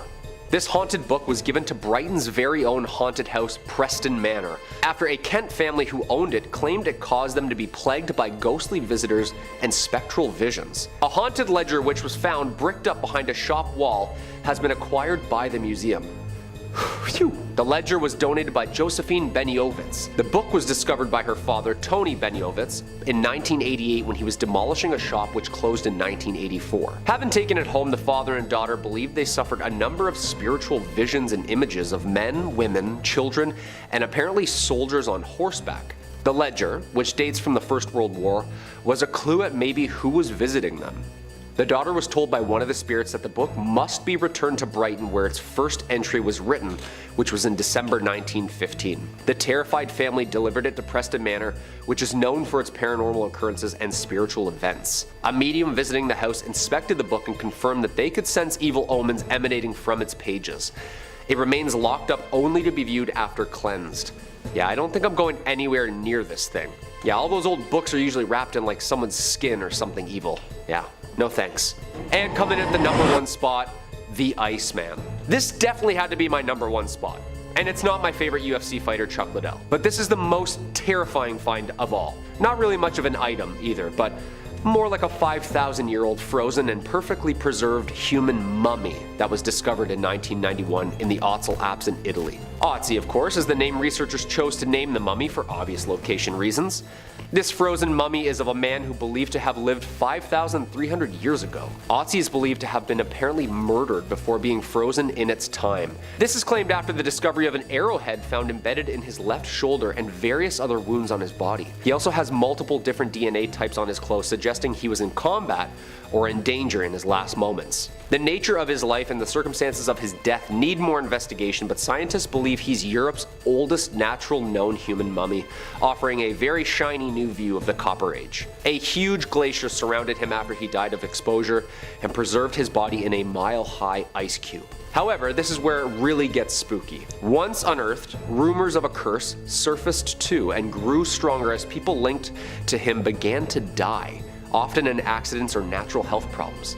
All in all, so far 7 deaths have been tied or loosely related to Otzi's de-thawing, including forensic pathologist who was killed in a car accident en route to give a speech about Otzi the Iceman, a mountaineer who died in an avalanche, a hiker who discovered the Iceman on a hike with his wife and later perished after falling down a treacherous path. A molecular archaeologist was found dead in his home after he was finalizing a book about Otzi. The head of the forensic team died of a heart attack, another discoverer died of a brain tumor, and another researcher perished of multiple sclerosis. Yo, say what you will about curses if you believe them or not, when people start dropping all involved in this one find, there's gotta be some sort of otherworldly connection going on here. Whatever the case may be, this find is one of the most scientifically precious and also one of the most spiritually terrifying. Should we study this mummy some more and unearth more mysteries of the past, or should we risk the lives of those who study it? Number 5. The Anguished Man. The tale of this rather disturbing looking painting is strange and steeped in mystery, but every scant piece of information we have on it is more unsettling than the last. The painting of a featureless hairless man who seems to be screaming was apparently painted by a deeply troubled artist who mixed his own blood with his paints in an effort to get the right shade of red. Not long after completing it, the artist took his own life, and the painting found its way into a woman's care. She kept it for many years, but claimed that once she put the painting up, her and her family began to see a dark, shadowy figure roaming about their house. At night, they would hear strange sounds like footsteps and crying. The woman took the painting down and kept it locked in her attic for 25 years until she died, leaving the painting to its current caretaker, Sean Robinson. Sean had been warned by his grandmother that the painting was haunted, but he thought little of it. Robinson kept the painting in his basement for about a decade before rediscovering it and putting it up. Once again, the family began seeing the dark, shadowy figure roaming the halls and hearing the sound of weeping and moaning during the night. Sean began leaving a camera on by the painting to try and get evidence of its paranormal nature, and upon reviewing the footage, heard some odd noises and saw evidence of doors opening and closing seemingly by themselves, and the painting falling over onto the ground. As time went on, the activity became more and more intense, with his wife seeing a strange mist and an unseen force pushing his son down the stairs. Things went from bad to worse when guests who came to see the painting began reporting intense and sudden nosebleeds. Sean takes the painting out from time to time to show it to paranormal investigators and television programs who want to hear his story, but otherwise, the anguished man is apparently kept locked away in a safe location to prevent any further harm from coming to unwitting people. Number 4. Robert the Evil Doll. We've all heard of the cursed Annabelle doll that has permeated pop culture for the last decade, but have you heard of Robert? Robert was a gift to a young boy of the same name, Robert Eugene Otto, from his grandfather. The grandfather had been traveling in Germany and came across the doll who was not intended to be a toy, but a window display. He bought the doll for his grandson, who dressed it in a sailor's outfit that he had outgrown and kept it with him at almost all times. As the young boy grew up, witnesses remember his relationship with the doll seemed to grow more and more unhealthy, with him referring to the doll as a living person and blaming mishaps on him. The boy, who went by his middle name, Gene, grew up to be an eccentric artist in a stately home known as the Artist's House. He kept Robert by the upstairs window, where children claimed to see him moving in and out of view. When Gene died in 1974, the new owner of the house, Myrtle Reuter, found the doll and became its new owner. Visitors of the house began reporting the sound of giggling and footsteps coming from the attic where the doll was being kept. When the doll was around people who spoke ill of its original owner, some claim that his facial expression seemed to change. After Myrtle got sick of the doll apparently moving around the home by itself and scaring guests for 20 years, she chose to donate Robert to the Fort East Martello Museum in Key West, Florida. Robert now resides in a locked display case to prevent the over 120-year-old doll from decaying further, but also to protect the visitors of the museum. But even those precautions don't seem to always work. Guests who insult Robert at the museum report experiencing tragedies in their lives not long after. This has ranged from people losing their jobs, getting divorced, breaking bones, getting into automobile accidents, and even a few deaths. The doll reportedly receives letters every day from admirers, people wanting the doll to curse their enemies, and a few from people asking Robert to reverse the curse they believe he has laid upon them. Number 3. The Women from Lem statue. This limestone statue, also known as the Goddess of Death, was discovered in Lem, Cyprus in 1878. Its purpose, or exactly what it was meant to portray, has been lost to time, but many experts believe it may be a fertility statue of an unknown goddess. Whatever the reason for the carving, experts have concluded that it was carved sometime around 3500 BC. After being found in 1878, it was purchased by a man named Lord Elfont. Within 6 years of having acquired the object, Elfont and all 6 of his family members had died under mysterious circumstances. The statue passed to a man named Ivor Manucci, who died along with his entire family within 4 years of the purchase. The same thing happened to its next owner, Lord Thompson Noel, and his family. The statue seemed to disappear for a time before being acquired by Sir Alan Biverbrook, who had a wife, 2 daughters, and 2 sons. Yet again, family members began to drop like flies, with Biverbrook, his daughters, and his wife all passing within a few years. Fearing that they would be next, Biverbrook's sons decided to donate the statue to the Royal Museum in Edinburgh, Scotland, where it was soon put on display. However, the statue was not quite done, and the curator who had handled the statue mysteriously died the next year. The statue is still on display to this day, locked in a heavy glass display case. Number 2. Thomas Busby's chair. Our next entry takes us to North Yorkshire in 1702, when 2 criminals, Daniel Oddie and his son-in-law, Thomas Busby, came into conflict. They were coin forgers who essentially ran a criminal empire, but Daniel disapproved of Tom's relationship with his daughter. This resulted in a fight, which ended with Daniel's untimely demise. Thomas was arrested soon afterwards and sentenced to be hanged. There is some variation in what happened next. Some versions of the tale say that Thomas was arrested at his favorite pub, and others say he was allowed back into the bar for his last drink before his death. Whatever the case, before being taken away, he told the other patrons of the pub, "May sudden death come to anyone who dare sit in my chair." He was then taken away and as the local historian and poet William Grange described it, the bones of the poor wretch who had committed murder to fester in the sunshine and blow in the tempest until they fell piecemeal to earth, and tradition yet tells tales of night wanderers being terrified when passing the dreaded spot. While Thomas began apparently haunting the spot across from the inn where his remains were displayed, the curse he laid on the chair began taking effect. Over the years, many brave souls sat on the chair to prove they were not afraid and paid the price. In 1894, a chimney sweep sat in the chair and was found the next day hanging next to where Busby had been displayed. In 1967, 2 Air Force pilots sat in the chair as a joke, but when they were driving home that night, they crashed into a tree and did not survive. A few years later, a builder sat in the chair and fell off a roof later that same night. Not long after, a cleaner fell into the chair after slipping while mopping the floor and died of a brain tumor soon after. In 1978, the owner of the now renamed Busby Stoop Inn decided that too many deaths had occurred and donated the chair to the Thirsk Museum. Although they didn't technically lock the chair away, they did hang the chair on the wall, 5 feet off the ground, to prevent anyone from sitting on it and receiving Busby's fatal curse. Number 1. The Bassano Vase. Although it has fallen out of favor now, for centuries, a common gift given to brides on the day of their weddings were intricate ornate vases. Our next tale begins in the 15th century Italy and spans over 500 years. Legend says that on the day of her wedding, a bride in a village near Napoli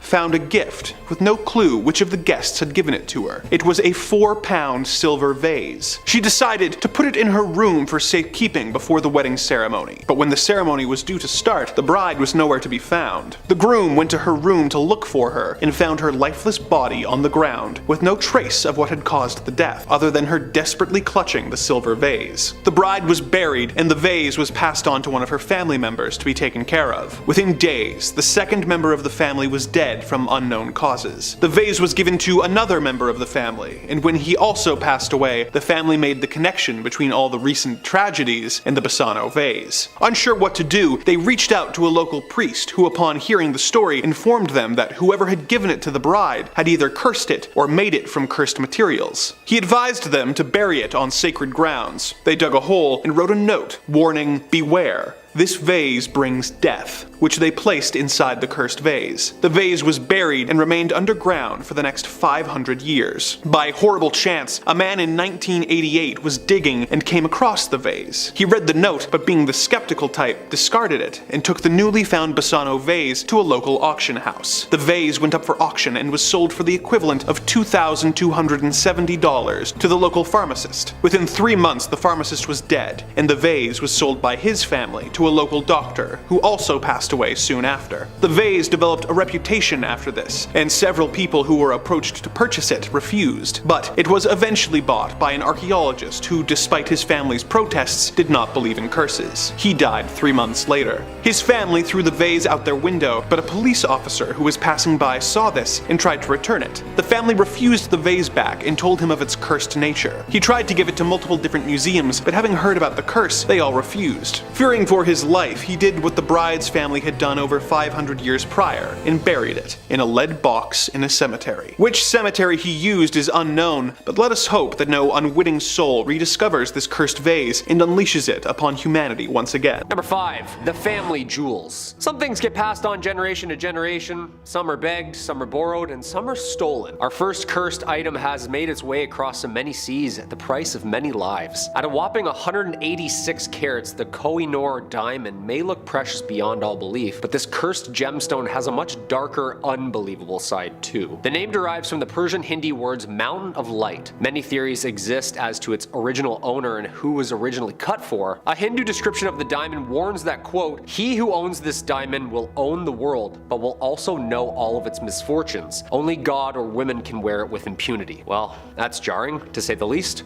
Right there in writing, huh? Yeah. It passed between the hands of various rulers, blood-soaked era after another, a king who blinded his own son, and a ruler whose head had become encrusted with liquid molten gold was paid for this price. Legend has it that the stone's origins of causing death and misfortune to any male who owns or wears it stems from brothers murdering each other to even sons murdering their fathers over it. But does it actually carry a curse affecting men who wear it? First owned by the emperors of the Mughal Empire in India, it was taken and added with the Timur ruby to make an armband for ruler of the Peacock Empire. The diamond then went to Sikh Maharaja Ranjit Singh. After his death, his 5-year-old son Duleep Singh, the last Maharaja of the Sikh Empire, would be the last male who ever seemed to wear it. Since being owned by the British royal family, and oddly enough, it's only ever been worn by females. After Queen Victoria's death, Queen Alexandra got it and was used to crown her at her coronation in 1902. The diamond was then transferred to Queen Mary's crown in 1911 and finally to the Queen Mother's crown in 1937, where it remained for more than 80 years. When Queen Elizabeth died in 2002, the crown was placed on top of her casket for the funeral. All of the crowns are now on display in the Jewel House at the Tower of London, with crystal replicas of the diamonds set in the older models they were in. So what's the deal? Is this thing still cursed? Did the royal family know something that we didn't? Maybe. Number 4. The statues of Lem. The Women of Lem statue was discovered in Lem, Cyprus in 1878 and dates back to about 3500 BCE. The statue eventually earned the nickname the Goddess of Death after 4 different families experienced tragedy while handling and owning the carved stones. The first owner, Lord Elfont, along with his entire family, perished within 6 years of owning the statue, all from mysterious and rapid illnesses. The other 2 owners, Ivor Minucci and Lord Thompson Noel, also died along with their entire families just a few short years after obtaining the statue within their homes. The 4th owner, Sir Alan Beaverbrook, died alongside his wife and 2 daughters of mysterious causes while in possession of the carved rock. Although his sons did not believe in the curse attached to the statue, out of fear of the sudden misfortunes around them, they decided to gift the Royal Scottish Museum in Edinburgh the find, where it is now encased in glass, safe, unable to bear any other family bad news. You gotta think, someone was just like sitting there back then chiseling this rock like 6,000 years ago. What were they thinking? What were they saying out loud? What were they looking at? Why did they seem to have blessed this rock with so much evil and misfortune? You tell me. Number 3, the mummy. Not actually a mummy, but the mummy board, or coffin, or lid. The board is painted of an unknown high-status woman from the 21st or 22nd dynasty. Timescale for you, that's about 1,000 years BCE. The British Museum's unlucky mummy has earned quite the reputation for causing destruction through its ancient curse. The mummy was found at Thebes in Greece in the late 1800s, and tales of its curse started soon after its discovery. It's said that of the 4 young Englishmen who bought it, 2 died in a shooting accident and 2 died of health problems.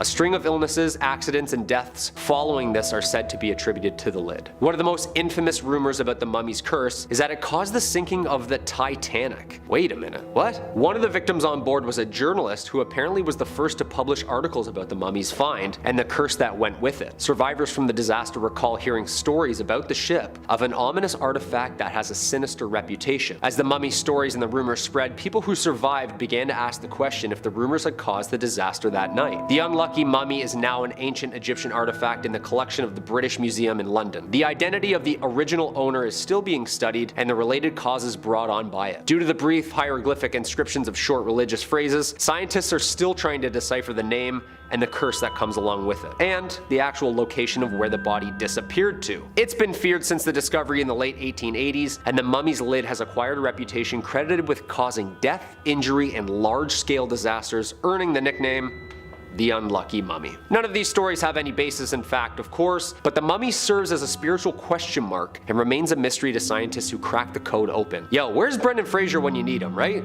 He can figure this whole thing out. Number 2, the haunted bed. Apparently there's a bed that makes you more dizzy and have more sinister evil visions than that of a night on a waterbed. Yeah, I've had a couple hungover nights lost at sea, let me tell you. Gets pretty choppy out there. Highly don't recommend it. But this bed, I also highly don't recommend. The lavishly ornate great bed of ware does not like you sleeping in it. The hardwood oak bed is richly decorated and carved with figures and scenes you could daydream for, well, days over. It's so large that it's rumored to comfortably sleep 4 couples. Yeah.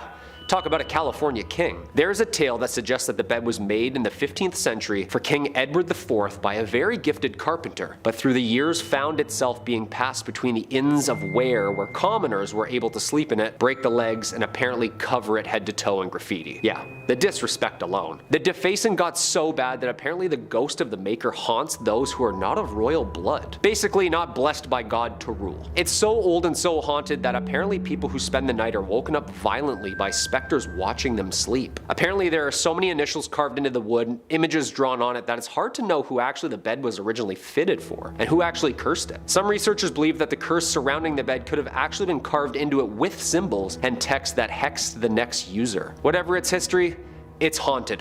The bed can now be found in the British galleries of the Victoria and Albert Museum in London. We need like the Long Island medium to take a nap in it, you know what I mean? See what she thinks. And coming in at the number 1 spot, the Terracotta Army. The Terracotta Army was discovered in 1974 by a group of farmers. Yang Zifa, his 5 brothers, and neighbor were digging a well east of the Qin Emperor's tomb mound at Mount Lee. For centuries, occasional reports mentioned pieces of terracotta figures and fragments of the Qin necropolis. Roofing tiles, bricks, and masonry were regularly found, but when they discovered heads, Chinese archaeologists started to investigate. To this day, it remains the largest pottery figurine group ever found. The Terracotta Army seemed to be a collection of terracotta sculptures depicting the armies of Qin Shi Huang, the first emperor of China. It is a form of funerary art buried with the emperor around 209 BCE with the purpose of protecting the emperor in the afterlife. The figures were discovered in Lingtong County outside Shaanxi, China. The figures vary in height according to their rules, and they're all dressed in different garbs. The tallest, of course, being the generals. These statues include warriors, chariots equipped with horses,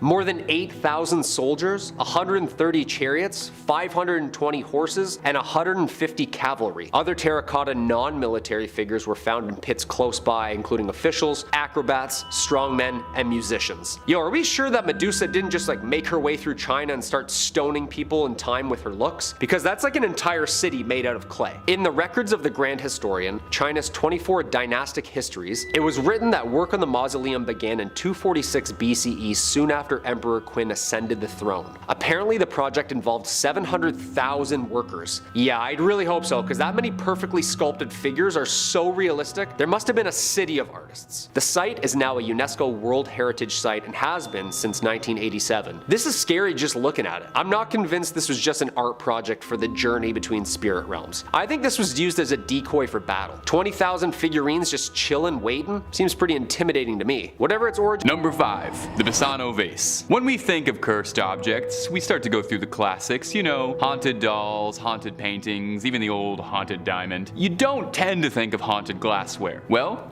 let the Bassano vase introduce itself. A seemingly unassuming piece of home decor, this sinister flower pot carries with it a deadly curse and legacy. First crafted in the 15th century, the Bassano vase was given to a bride as a wedding gift in Napoli, Italy. The day of the wedding, the husband couldn't find his betrothed anywhere. Upon returning home, he found her on the floor, clutching the vase. After her funeral, the vase was given out to one of her family members, who then fell ill within days and had passed away. Of course, no one assumed the vase had anything to do with it, why would it? Despite a suspicious trail already starting to form. The third person to inherit the vase also ended up passing away mysteriously.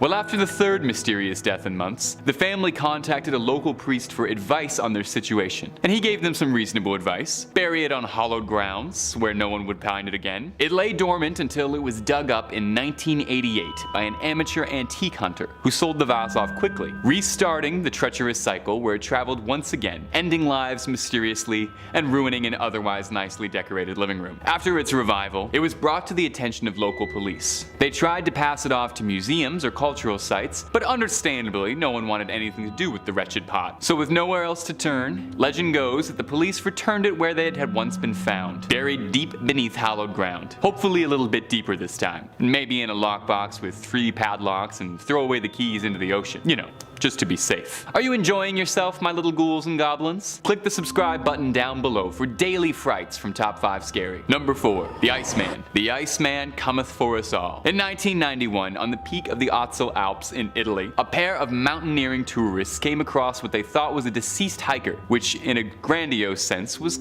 kind of true. Not a recent passing, however, because the Iceman in question was dated from 3000 BC. The nature of his passing is unknown, so the criminal could still be out there at large. A fascinating find for the scientific community. The Iceman, nicknamed Otzi after the mountain he was found in, shined a light on history previously unseen. Otzi was the oldest body ever discovered with tattoos. History's first bad boy, if you will. After being unearthed, the body was brought to Austria to be studied intensively, but nothing the researchers discovered could have prepared them for the curse that they had unearthed. A worrying amount of people involved in the study of the Iceman found themselves befelled to an ancient unearthed evil. The first man to discover Otzi, one of the hikers, fell off a path on a mountain to his doom. A mountaineer passed in an avalanche. A forensic pathologist was involved in a lethal car accident en route to give a speech at a university about the Iceman. In total, 7 researchers involved in the study of the Iceman and observers found themselves losing their life after meeting him. So where is the Iceman now? Hopefully supervised? Well, Otzi is currently being held in the South Tyrol Museum of Archaeology down in the bottom of Italy, where he is kept in a climate-controlled environment to maintain his preservation. Locked away, visitors are permitted to come see the Iceman, but only through a frozen, thick glass window. Is that room to keep him cool and preserved? Or is it to keep whatever curse lay dormant inside his bones docile? All we know is that we're thankful that Otzi's just chillin'. Number 3. The Woman of Lem. Now, modern art can be a bit confusing. It's hard to understand an artist's true meaning behind their work, especially when things start to get abstract. Looking at the Woman from Lem statue, it's hard to even make out what this is supposed to be. A fertility statue? Primitive bog roll holder? You wouldn't even know just by looking at it just how lethally cursed this statue is. We don't know who crafted this or why, but we do know that under no circumstances whatsoever should you ever touch the Woman of Lem statue, lest you're looking to incur the wrath of a centuries-old evil. The statue was first uncovered in 1878 in Lem, Cyprus, giving the statue its name. Carbon dating suggests the statue was formed around 3000 BC. Hey, wait a minute. Do you think Otzi the Iceman ever saw this statue? You think maybe it's the same curse? Was life just significantly more cursed back then? Now back on hand to the topic. Once the statue was found, it began to wreak havoc almost immediately. Legend says 4 families are purported to have lost someone after touching the statue. The first owner, one Lord Elfont, a lord during Cyprus's time as a colony, lost 7 members of his family after acquiring the statue. Sometime afterwards, the next lord to acquire it, Ivor Minucci, obtained the statue and lost his entire family in the span of 4 years. The next victim, one Lord Thompson Knoll, just like the others, his family passed away within 4 years. The stories say that eventually, his remaining surviving sons, understanding that they had a responsibility to rid themselves of this generational evil, gave the statue off to the Royal Scottish Museum in Edinburgh for safekeeping, or maybe just to pass the curse along like a vicious cycle of regifting. Within a year, the museum curator passed away mysteriously. Right now, it's still kept there, locked away behind a glass box, never to be touched again by human hands. Let's try and keep it that way. Number 2. The Hope Diamond. Now the Hope Diamond has shown up a few times on this channel before, and for good reason. It's considered one of the most haunted objects on the planet. The diamond was first uncovered in India, with reports claiming that the diamond was plucked from the eye of a statue of the goddess Sita, the goddess of beauty and devotion. Legend has it that the first person who ever stole the diamond was attacked by dogs shortly after taking it. From here, the diamond made its way through countless hands, never staying in one pair of hands for too long though. It's said to have been owned by King Louis XVI and Marie Antoinette, who as far as I know, never had anything too bad happen to them. You know, at least nothing worth losing your head over. That's a little history joke for you. Look up the French Revolution, or Assassin's Creed Unity. It's the same thing. Throughout the diamond's storied history, it's been said that just about every owner of the Hope Diamond suffered a horrific fate. 14 confirmed deaths and owners throughout history, and that's only the ones we know of, as there could be countless more. The jeweler who recut the stone into its current form, William Falls, died a ruined man in poverty and hardship after his son Hendrik stole the stone from his father, who would later be prompted to take his own life as repentance for his crime. After passing from owner to owner under grisly circumstances, it finally made its way to Harry Winston, an American jeweler who, possibly making the first smart choice of anyone on this list, thought it better to play with his odds, and donated the diamond to the Smithsonian Museum of Natural History in 1958, where it currently resides sealed away to this day. So what happened when it became museum property? Well, the curators of the Smithsonian were thrilled to receive it, and have said that they consider the gem a crown jewel of their diamond collection, and that in all the time it's been in their watch, no one has suffered any ill effects, and if anything, visitors have gone up. Maybe Indiana Jones was right. Maybe it belongs in a museum. Number 1. King Tut. Now, number 1 on our list might be a little bit esoteric. It's the curse of King Tutankhamun, so not quite an object, but worth noting. King Tutankhamun, or King Tut as his close friends like to call him, is arguably the most famous pharaoh of all time. Uncovering his tomb was a landmark moment in Egyptology and archaeology, with his tomb serving as something of a golden goose for archaeologist Howard Carter, who spearheaded the excavation attempts of King Tut's tomb. It took years upon years of concentrated efforts hunting for it, but in 1922, Howard Carter, under the commission of Lord Carnarvon, uncovered the late pharaoh's mighty tomb. Howard Carter, Lord Carnarvon, and their companion Evelyn Beauchamp, the daughter of Carnarvon, were the first people to ever step inside King Tutankhamun's resting place in centuries. Unfortunately, it wouldn't go so well for them. The first victim was Lord Carnarvon. Upon entering the tomb, he was bitten by a mosquito, and mere weeks later, the bite became deeply infected, poisoning his blood, leading to a loss of life. The author of Sherlock Holmes, Sir Arthur Conan Doyle, upon reading this story in the news, had theorized that there was a curse put in place by the old gods watching over Tutankhamun's tomb. And that's the guy who created Sherlock Holmes, so let's assume he's probably pretty smart and doesn't just jump to conclusions. The next victim, George Gould, was a visitor to the tomb who developed an intense fever shortly after walking through it. Within months, he had passed away. Next was A.C. Mace, a digger on the excavation team, passed from an intense case of pneumonia shortly after his involvement. Howard Carter's secretary, Captain Bethel, was the next victim, passing away 6 years after the unearthing under mysterious circumstances, believed to have been smothered in his sleep. Now, Howard Carter, the original excavationist who helmed the venture, didn't believe anything about the curse, claiming that it was all superstition and coincidence, not fitting an educated man. He complained, however, that after unearthing the tomb, whenever he would visit Egypt, he noticed repeated sightings of jackals, the same type of Anubis, the Egyptian god of the dead. Which, I've gotta say, if I recently uncovered a legendary pharaoh and interrupted his slumber to plunder his riches for my personal gain, I would probably be a bit wary about seeing a symbol of the god of the dead following me around. 16 years later, Howard Carter would pass away of Hodgkin's disease. Could he have been the last victim of the curse, or did he manage to escape its throes? The king still rests in his tomb in Cairo, where he shall not be disturbed. You're more than welcome to go visit him if you'd like, but please, be respectful. Our first spot is the Anguished Man painting, a painting that's been said to be haunted by the spirit of its former artist. The Anguished Man was painted by... we have no idea, actually. Fittingly, for something like this, its true origin is a mystery, but it's been said that it was painted with a mixture of the artist's own blood and paint, which explains that delightful crimson hue. The artist disappeared after painting it, and in 30 years, no one has been able to trace its origin to anyone. The earliest recorded history of the Anguished Man comes from a woman in North England who owned the painting after receiving it as a gift, and understood that there was something deeply wrong with it, but kept it anyway, I guess. After years of having it in her possession, she gave the relic off and passed it on to her grandson, Sean Robinson. Once the painting found its way into Sean's possession, he reported consistent hauntings from it, claiming that at night the painting can be heard screaming, writhing, loud noises, the painting falling off the wall in the middle of the night, and even going so far as to claim that he's seen the canvas itself twisting. Locking the painting in his basement, but feeling a compulsion to keep it locked to study it and possibly keep it safe from the outside world, Sean has recorded several videos of the Anguished Man in action if you feel like you've been getting too much sleep lately. While some skeptics might doubt that the Anguished Man is actually haunted, there is absolutely zero doubt that the painting itself is as fascinating as it is terrifying. Robert the Doll.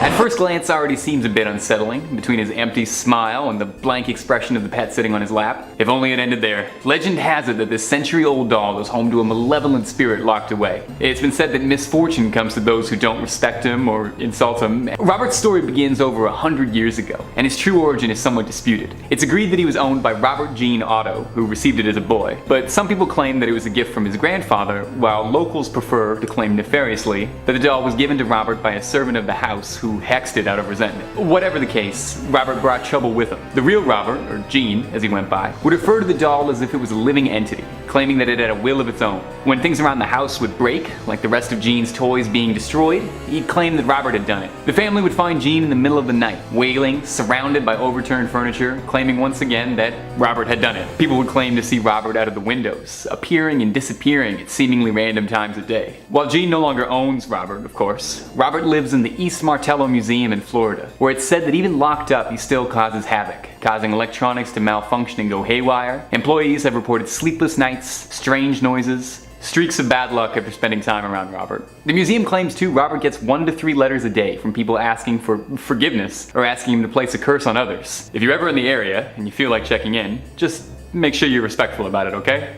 You never know. Number 3, the Delphi Sapphire. The Delphi Sapphire is a seemingly beautiful gem that carries with it a dark legacy. It's also known as the Gem of Sorrow, named for the misfortune it brings upon all those who've owned it. Its first owner was a British cavalryman named Colonel Ferris, who stole the gem from a sacred temple in India in the 18th century. Soon after returning to England, he was plagued with financial destitution, bringing his family to the brink of collapse. Shortly after this, his family all started to develop debilitating diseases. Ferris suspected that the gem was responsible for these wrongdoings, and attempted to pass it off to a family friend who fell gravely ill immediately after taking it in. Shortly after Ferris's friend passed, the gem was bought by Edward Heron Allen, a scientist who similarly experienced his life falling apart after acquiring the gem. In a desperate attempt to free himself of the curse, Edward threw the gem into Regent's Canal, thinking that he'd freed himself of the accursed stone. Sadly, much like the one true ring, this gem wasn't going to stay at the bottom of a river. It was fished out of the canal and quickly sold to a local jeweler, who recognized the stone as one he had mounted onto a ring for a client, one Edward Heron Allen. Thinking he was doing Edward a favor, the jeweler crafted a new ring and returned it to Edward. Isn't that nice? From there on, Edward swiftly tried to rid himself of it again, this time giving it off to a singer, who after a brief ownership, lost her voice entirely and never sang again. With the ring once again in his possession, Edward decided to end the vicious cycle of re-gifting and lock the sapphire away.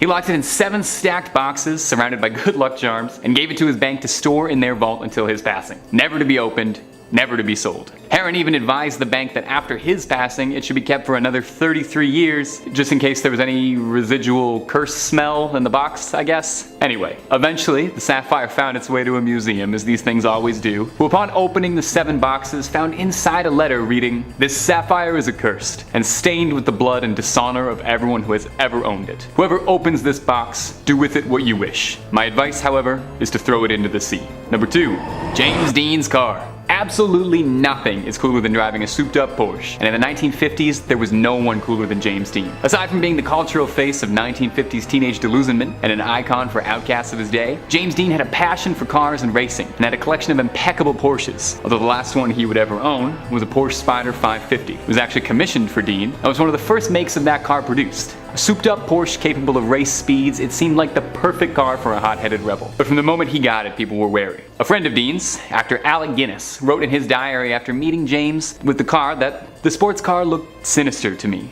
Exhausted, hungry. I found myself saying in a voice I could hardly recognize, "Please never get in that car. You will be found dead." Normally any friend telling you outright not to get into a car would be worth paying attention to, but I feel like special triple warning should be heeded if it was Obi-Wan Kenobi telling me not to do it. Sure enough, Dean ignored, went ahead and raced the car anyway, leading to a tragic car accident that would claim the actor's life. Shortly thereafter, the Spyder was chopped for parts, where its engine was bought by Dr. William Escrick and installed in his own car. The suspension and transmission of the Spyder was given to Escrick's colleague and fellow doctor and racing enthusiast, Troy McHenry. In a race in 1956, both doctors driving cars with the Porsche's old parts both crashed, leading to the death of McHenry and injuring Escrick. Somehow, not learning any lessons, the self-proclaimed king of customs, George Barris, purchased the mangled wreck of the 550, hoping to rebuild it as a tourist attraction, where it was sold to the National Safety Council as a harrowing display of road safety. In 1959, while in storage, the car spontaneously caught flame. The tires were sold to a private buyer who had them burst on the road, causing them to careen off. And finally, in 1960, while in transit from Miami, the car disappeared entirely. The whereabouts of the car and its pieces are currently unknown, with the only confirmed part left being a transaxle that was found in Massachusetts. And finally, at our number one spot, the Devil's Rocking Chair. When we think of a devil sitting atop a throne, our mind isn't likely to conjure up the image of a rocking chair. That's more for kindly old grandparents. But for the Glatzel family, it was all too real. Seemingly an unassuming piece of leisure furniture, this twisted piece of haunted mahogany became the focus of one of America's most notorious exorcisms. In the early 1980s, the young son of the Glatzel family, David Glatzel, claimed that he was being plagued by nightmares of a creature with jagged teeth, twisted horns, and hooves. And the family was worried, as the boy wasn't really the kind to make things up. The boy insisted that he would see this beast sitting in the chair, rocking, watching him, laughing, threatening to steal his soul away. You know,